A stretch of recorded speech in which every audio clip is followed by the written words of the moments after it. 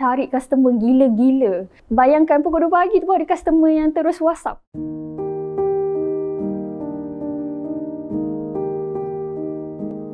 Hai, Assalamualaikum. Saya Nur Azira binti Rostam. Saya merupakan master partner untuk Aina Beauty. Start bisnes ni sebenarnya lepas habis degree, habis master, nak kerja lah kan, sama macam orang lain. Tapi waktu tu dah kahwin dan ada Aidan. Cabaran Kak Zira adalah Kak Zira nak Aidan full breastfeed. Maksudnya tanggungjawab kita as mak untuk dia tu dia dapat. Kita tak kerja lagi. Even kita kerja pun kita tak dapat gaji yang kita nak. Kalau kita buat bisnes je lah kita akan achievekan benda tu.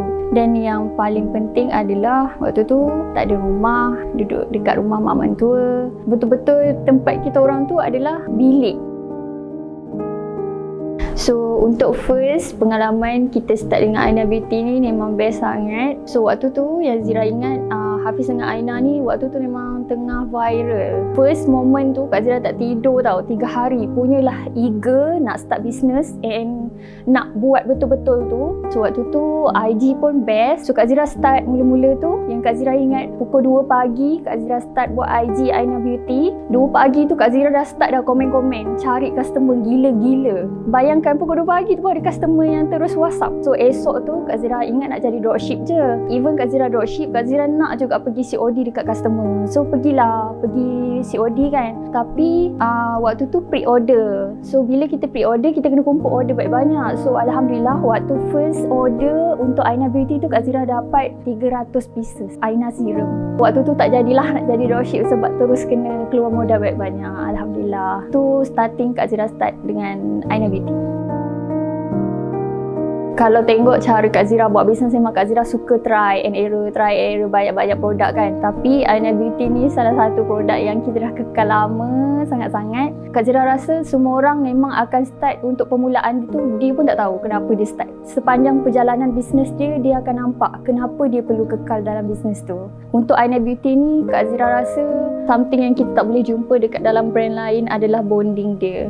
So tu sebab kenapa Kak Zira terus kekal dengan Aina Beauty ni. Untuk Aina ni, kenapa dia jadi manis and amat berharga pengalaman dia untuk Kak Zira adalah macam mana Kak Zira naik daripada Kak Zira atas, Kak Zira turun, lepas tu Kak Zira naik atas balik. So Kak Zira appreciate setiap momen tu, sebab itulah macam mana Kak Zira membesar dalam bisnes Kak Zira. So Kak Zira rasa Kak Zira beruntung dalam circle Kak Zira. Daripada first business Kak Zira buat pun semua kawan Kak Zira support. Kawan-kawan Kak Zira yang beli tu sampai duit balance tu dia orang tak nak pun, cakap tak apalah kau ambil. So Kak Zira tak ada pun momen yang kawan-kawan beli produk lokal ke, tak ada. Okay, so untuk permulaan dulu, waktu Kak Zira start, Kak Zira tak ada office, tak ada staff semua. Semua Kak Zira buat sendiri. Tapi Alhamdulillah Kak Zira ada husband yang memang support apa yang Kak Zira buat and sama-sama dengan Kak Zira. So kita bahagi kerja and paling penting adalah disiplin. So even dulu kita orang tak ada office pun, kat rumah kita orang bangun pagi dan kita orang separate siap-siap. So pagi kena settlekan kerja, kita rancang lah apa yang kita nak buat dan yang paling penting adalah konsisten dan disiplin. Harapan Kak Zira untuk Aina Beauty ni jelas. Yang Kak Zira nampak adalah Kak Zira nak buka sebuah butik untuk Aina Beauty yang ada kedai dekat floor depan, terpampang sebuah kedai yang warna putih, sama identiti dengan Aina Beauty. Itulah impian Kak Zira untuk Aina Beauty. Thank you Aina Beauty.